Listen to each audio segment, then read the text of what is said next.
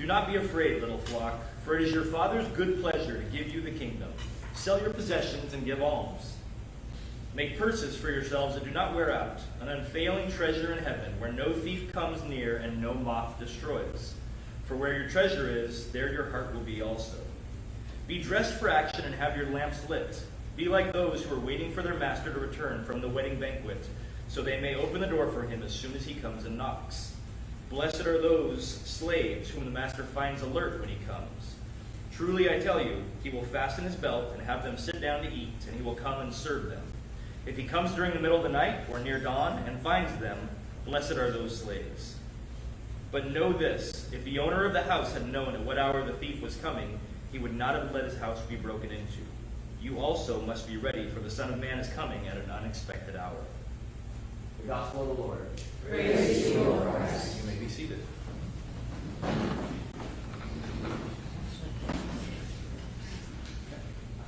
Mr. Jeremy Brown. Heavy on the Mr. Very official. All right. Good morning, everybody. Good morning. What's funny is I'm totally confident in my ability to give a sermon, but I'm way less confident in my ability to run through the rest of this service in the right way. And so you have to give me some grace and some mercy. I feel like I'm in the right place for that. A little bit of grace. All right. Well, it's good to be preaching back up here today. This is only the second time I think I've had the opportunity to be up here since COVID started. And it's normally at this point that I make a joke about, oh, you guys have been stuck with Pastor Steve for so long. Finally, you're going to get to hear some real preaching and everything like that. And in all honesty, I've been watching all the sermons online. I've been coming here occasionally, and I really am in awe of this man. And I say that because he's watching probably on that camera right now. He really is good though, right? Pastor Steve he'll have a sermon planned all week long, and as he's driving in on Sunday morning, he'll be like, you know what? I'm going to change that entire sermon. I'm going to do it completely different than I was going to do it before, because the Holy Spirit spoke to me, and actually I think this is what he wants. And that alone, right there, is mind-blowing to me, because I started writing this sermon out a week ago, and I've rehearsed it over and over and over again. And any change to it would completely, just blow me apart, and I wouldn't even know where to start. Even if I dropped all these papers on the ground and had to pick them up, it would be a bad spot. Pastor Steve will change the entire sermon on his drive out, which I find it mind-blowing. It's very impressive, and I think the reason Pastor Steve can do that is because what we're talking about today is faith. And I think Pastor Steve has a very strong faith life. I think he legitimately trusts that God will do what he says he's going to do in our lives.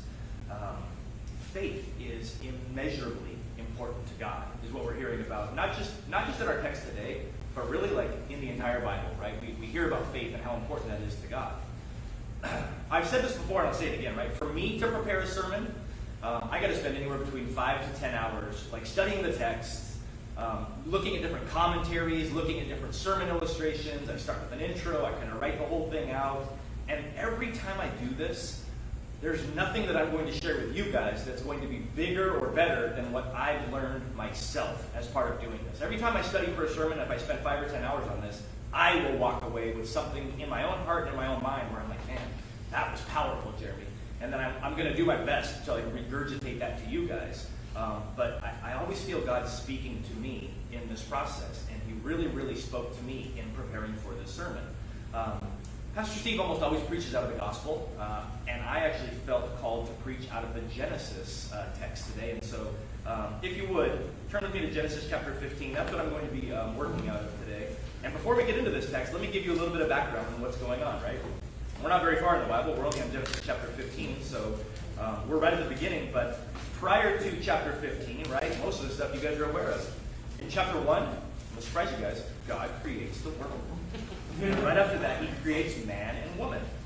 And not long after that, man didn't want to, but woman made him sin. Oh! Anyway, it's been nice being here.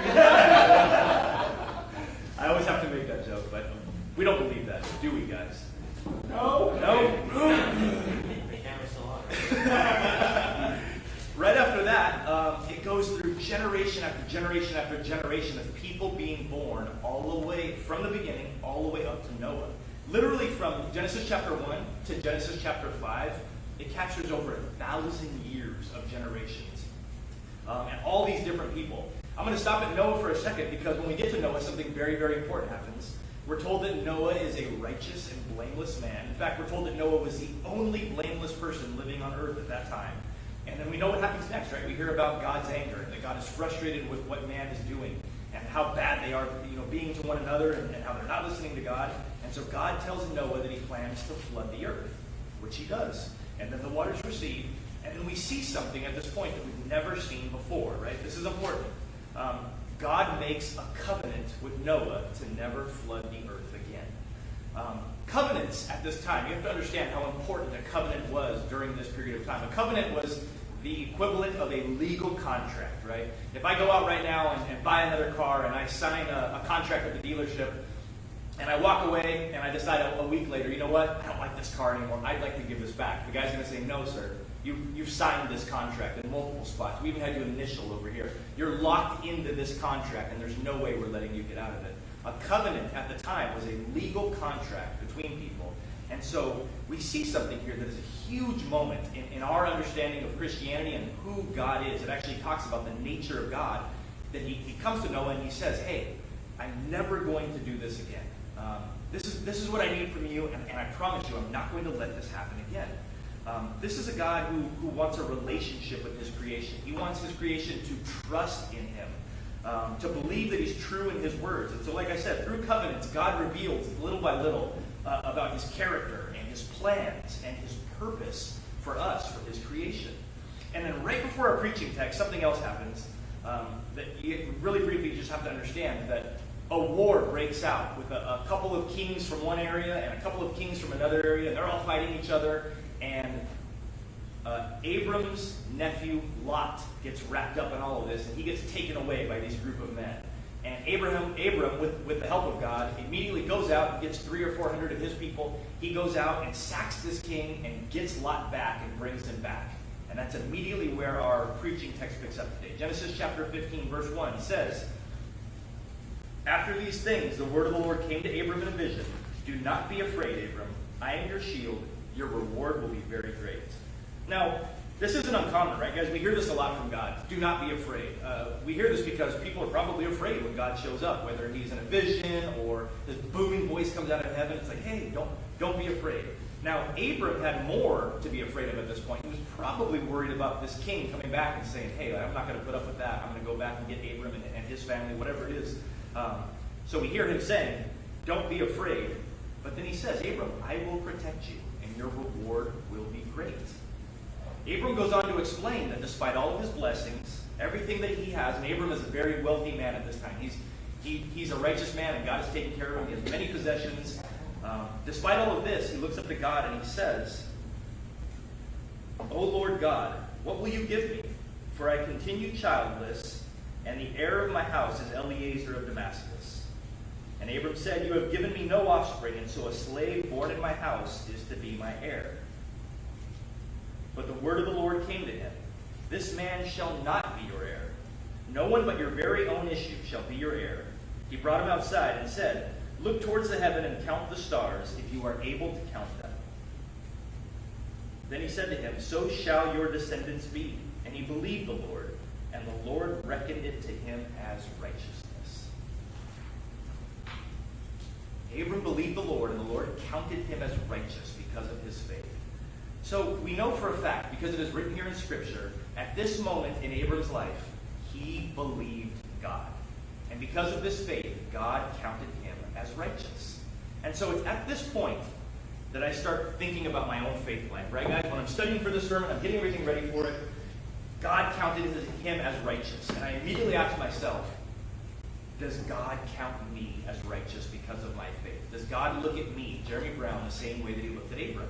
I began examining it, questioning it. And I came to the conclusion that probably in some areas he does, but probably in some areas he does not.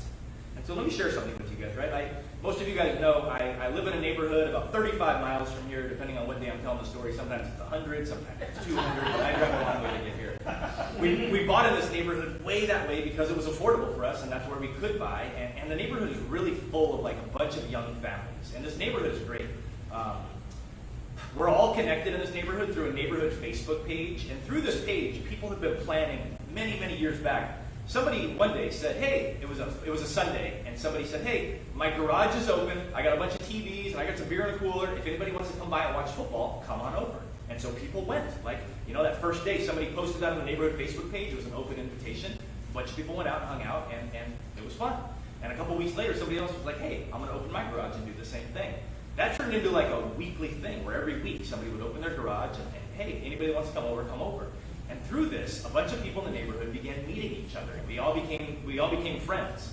Through that same Facebook page and kind of what was happening here, I began planning a car show. I was like, hey, would anybody be interested in having a car show in the neighborhood if I did it? Anybody that wants to bring a car out and show it, you could. And I think I was like, hey, I even asked one of my friends who had a food catering business if he would want to sell tacos or something out there. And people were like, yeah, let's do it. That was 6 or 7 years ago. And it happened. 15 or 20 people came out, brought their cars out. Maybe 50 or 60 people from the neighborhood came out. The guy came out and sold tacos. And it actually became a good event. And then the next year I did it, and it got even bigger. And the next year I did it, it got even bigger. And it got bigger and bigger and bigger. It became this big thing. The neighborhood has continued this way. People are always inviting people over, let's come hang out, things like that. I only share this story so you guys understand that through that neighborhood Facebook page and planning the car show, I made a lot of friends in that neighborhood. As part of that, last year, I was walking down the street, and I came across a guy in the neighborhood I know named John, and he was just getting out of his truck as I walked up, and I said, hey, John, how are you? And he was like, we're not so good, Jeremy. And the way he said it, and every conversation I've had with him had been a positive one up until that point, the way he said it really spoke to the gravity of the situation. And I was like, what's wrong? John proceeded to tell me that his wife, Nee, and I think some of you have heard this story before, had been diagnosed with stage 4 pancreatic cancer. And that basically the doctor said, hey, she has a couple months to live at this point. That's it. They're younger than I am. He's like 33. She's 31. They have 3 kids. And this man just walked to the end of his driveway and said, my wife basically was given a death sentence and she's got a couple of months. And what do you do in that situation, right, guys? Like, my heart sank, and I was like, John, I'm so sorry. Like, what can I do? Like, what can I do beyond pray for you guys? Like, I'll absolutely begin praying. Like, and I said, do you want me to put on a fundraiser in the neighborhood? I was like, we can totally do that. And he's like, no. He's like, we're fine. He's like, we need to just navigate through this, right? And so we talked for a couple minutes, and I left. And that was kind of the end of that exact moment with John. But as I walked, and I had the baby and the dog with me, as I literally walked around the corner from John's house and started walking away, I immediately went to prayer, and I just started saying, God, please don't take this woman from the family. Please help this to be okay. Like, help them to navigate through this. At that moment, as I'm walking away from this house, I felt the most direct and calm and clear voice from God that said, Jeremy, I want you to plant something in the neighborhood. And I was like, what? I want you to do something in the neighborhood. I could feel what I attribute to be God talking to me, saying, look, you do the car show, you know people in the neighborhood, people are always responding to the things that you post on the neighborhood Facebook page. Why won't you do something for me? Why not do something in the neighborhood for me? And I'll be honest, guys, I didn't want to do it. I thought, man, I don't want to be that guy. I don't want to be the weird Christian guy in the neighborhood planning some religious event or something like that. Especially because I'm in the good graces of all these people and I have a bunch of friends, and I don't want to become the weird Christian guy. And I felt God very clearly saying, this is important. I want you to do this. And so this is what I did at that moment, right? And I don't think you're supposed to do this, but I did it anyway. I found myself negotiating with God at this moment. And I said, hey, if you'll do this for me, I'll do that for you. And you know what I asked for? I asked for the least likely thing to happen. I said, if you heal this woman, then I'll put the neighborhood event on that you're asking for. And that was kind of it. And I walked away thinking, all right, I'm good. Fast forward to like a month later, I saw John in front of his house again because I walk by his house almost every day. And I was like, hey, his wife's name is Nee. Again, she's Vietnamese, N-H-I. Her name's Nee. How's Nee doing? And she said, oh man, she's really beat down. She's been going through these aggressive chemo treatments. Please continue to pray for her. I will. A month or 2 later after that, I saw John. How's Nee doing? She's doing really good, actually. The treatment seemed to be working. Her cancer numbers are way down. Please keep praying. I said, I absolutely will. A couple months later went by. I got the exact same report. Cancer treatments are still going really, really well. Cancer numbers are you can barely even tell that they're there. Please keep praying. I saw John 3 weeks after that, and how's Nee doing? I kid you not, guys. He said, she is in full remission. The doctors said they don't know what to do other than call this a miracle. And I thought, oh my gosh, I have to do this thing in the neighborhood. and it made, even right now, it gave me goosebumps because I was like, oh man, like I'm gonna have to be that person. I'm gonna have to be the weird Christian guy now in the neighborhood. And so I actually kind of pushed it off, if I'm going to be honest. I kind of just let it go. I didn't say anything about it. I didn't do anything about it. And a couple of weeks went by, and as I was walking through the neighborhood, I felt that very clear, direct voice that said, hey. And it was almost like I can't describe it better than like a nudge. Hey, you said you were going to do it. I was like, man, I didn't know you were going to heal her. Like, I didn't see that. You said you were going to do it, and I kind of ignored it. And a week or two went by, and I felt it again. Hey, you said you were going to do it. And so that night I went home, and I wrote out a short Facebook post where I told the story that I just told to you guys in much less words. And I said at the end of it, I told God I was going to do this. And really like a miracle happened in the neighborhood, and I said I was going to do it. And so I'd like to plan an event in the neighborhood that I'm going to call Theology Pub, where anybody who wants to come shows up in my backyard. You bring whatever you want to drink, whether it be water, soda, beer, whatever, and we just talk. And we talk about life's challenges and the things that we navigate through. And I got a huge response from the neighborhood. Over 240 people reacted to it.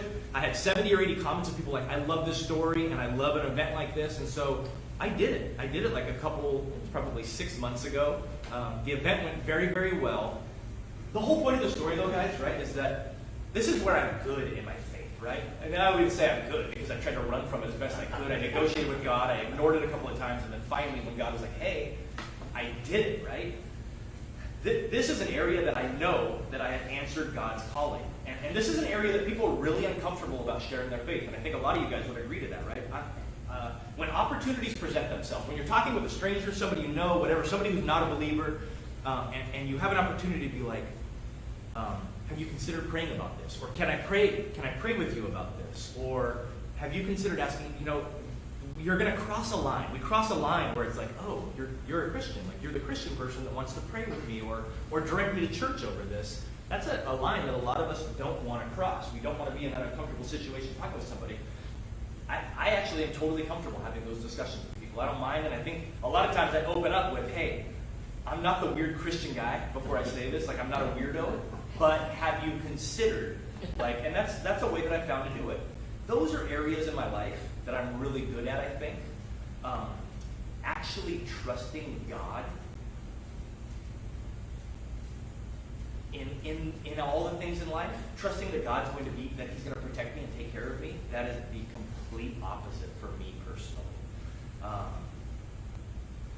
And looking back over all the challenging things that have happened in my life, God has always proven faithful, right? COVID was a really good example, and I'm gonna get to that in a couple minutes. Pierce, I think I shared with you guys last time I was here, man. When we found out we were pregnant with Pierce, I was not okay. And I think I probably told you guys. If anyone, how are you doing, Jeremy? Terrible. I'm bad. Things are not going good, right? I was not okay that we were having a third kid. And looking back, story after story of God leading me successfully through these different times, and everything has always been okay. Like, I've managed to get through it. And yet, my faith is still shaken sometimes. Here's the good news, right? As I was looking at our Bible text, and I was looking at Abram, who was declared righteous by God, Abram's faith was equally imperfect. If you look back, right, we're preaching out of Genesis chapter 15. If you go back to Genesis chapter 12, God commands Abram to leave his relatives, leave his native country, leave his father's family, and go to the land that God is preparing for him. But he didn't. He immediately grabs his nephew, Lot, who ends up getting taken away by a king a couple chapters later. And it's like, maybe you shouldn't have taken Lot. He doesn't leave everybody the way God commands him to, right? He's like, no, I got to have my nephew with me. He takes his nephew with him. When Abraham's traveling, he goes down to Egypt. He ends up in Egypt as part of his travels. And once he gets there, he realizes he's going into like an area full of foreigners that he knows none of these people, and he has with him, it says, his beautiful wife, Sarai. And he's fearful that these people are going to see Sarai, see her beauty, and say, you know what, I'm going to kill this man and take her as my own. So he immediately tells Sarai, hey, tell everybody here that you're my sister. That way they'll treat me good, and they'll want to treat me good to be in my good favor because I have a beautiful sister, and maybe one of them thinks that they can marry you one day.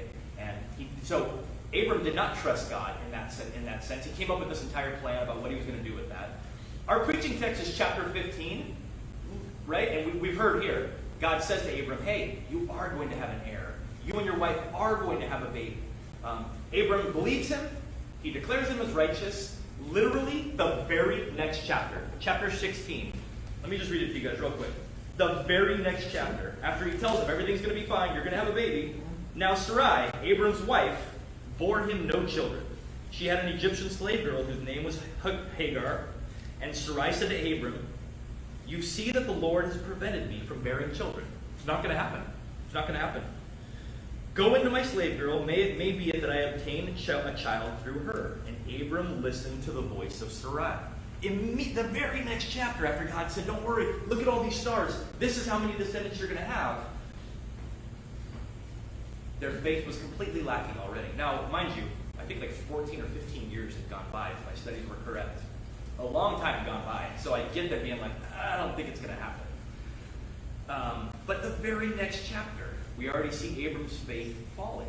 So even after being declared righteous because of his faith, Abram's faith was still lacking. I was listening to Chuck Smith, who was doing a sermon on imperfect faith. And he was talking about the exact same text that we're studying today. And if you guys have ever heard Chuck Smith preach, he's a really good preacher. His voice is just, it sounds like God himself speaking. He's got this deep, raspy voice, and he does such a good job of relaying things to people. But the way he described exactly what we're talking about, he said, he was talking about Abram's faith that really wasn't as good as maybe we thought it was. Chuck Smith says, in a way, I'm comforted by that. Talking about Abraham's lacking faith. In a way, I'm comforted by that. Because my faith isn't perfect either. You see, there are times, like Abram, when I know what God wants to do, but sometimes I feel like he can't do it without my help. So I find myself in that position of God's little helper, going about by my own genius to bring about the desire and purposes of God. I sometimes get impatient like Abraham. I want God to work in my time frame. God had 2 weeks to do it. I gave him 2 weeks, and when he didn't come through, all right, I'll take over from here. I'll finish this. It's my time. I'll step in and get this done. And don't we feel the same way, right? Like we want things to happen the way we want them in our own timing, and that's not the way it is, right? The real question I came up with here was, can we trust God that his ways are better than ours? That his timing is better than ours? That the way he solves our problems are better than the way that we might try and solve our own problems? Ultimately, guys, we're talking about faith. Our text today says, Abram was counted as righteous because of his faith. And for whatever reason, this is so important to God. It is so important that we trust God to take care of these things. Abram was counted as righteous because of his faith. It wasn't because of his works. It wasn't something that he did. It wasn't because of a ritual or an ordinance. It wasn't because of baptism or because of communion. None of those things. It was because he believed that God was going to protect him and that what God said was true. I read this last week about faith. The beginning point of faith is believing in God's character. He is who he says he is. And this is an area I'm comfortable with, right? I do believe God is who he says he is, and I do believe he sent his son, who is also God, to die on the cross for my sins. I do believe that. The end point is believing God's promises, that God will do what he says he's going to do. And if I'm going to be honest, guys, I think I'm trapped in between those two things. I've moved past one, but I haven't reached the end point. I don't believe all of God's promises, that everything's going to be okay. Ultimately, though, when we do believe that God will fulfill his promises, even though we don't see those promises materializing, we demonstrate true faith, and God wants it. He wants that level of faith. To be saved, right? What does it take for us to be saved? To be counted among those who are saved. How much faith does it take? According to Jesus, Matthew chapter 17, it takes faith the size of a mustard seed. It's a little tiny bit of faith. I have that. I've given God that much faith. I feel like I'm good at that area. A little tiny drop of faith is enough to be saved. In Luke chapter 17, faith like a child is enough. I kind of started looking at that. Faith like a child. What does that mean? Well, children are innocent. Children marvel in God's creation, right? They rely on somebody else to sustain their lives. Childlike faith is enough. I think the best example I could come up with reading through this was a story that you guys have heard, I'm sure, a million times, where Thomas, the doubting disciple, right? Thomas comes out, and he wasn't with the disciples when they saw Jesus after the resurrection. And he says, they said, "Hey, Thomas, we've seen the Lord." And Thomas says, "I won't believe it unless I see the nail wounds in his hands and put my fingers in them and place my hands into the wounds on his side." Well, 8 days later, the disciples are together again, and Thomas was with them. The doors are locked, and Jesus appears suddenly. He says, "Peace be with you." And then he said to Thomas, immediately goes to Thomas, "Put your fingers here and look at my hands. Put your hands in the wound on my side. Don't be faithless any longer. Believe." "My Lord and my God," Thomas exclaimed. And then Jesus says to him, "You believe because you see me. Blessed are those who believe without seeing." For me, guys, this is tough. It's tough for me to I want to see that everything's okay. I don't want to trust that everything's going to be all right. And it's not a matter of believing in God or believing in Jesus for me. Again, I'm trapped between those two areas. I believe God is who he says he is. I don't necessarily believe he's going to do what he says he's going to do. And I am embarrassed to admit it. There's just no reason for me to not trust anymore at this point in my life. How many times have I sat up here and preached to you guys and talked about my mom and how hard that was for me now 15 years ago, 17 years ago, and yet God got me through all of that and brought me out on the other side, a better Christian, a stronger Christian, with countless blessings to show for it. COVID, man, when COVID hit, Nellie was 8 months pregnant. You guys know, I was in such a bad place. COVID had hit.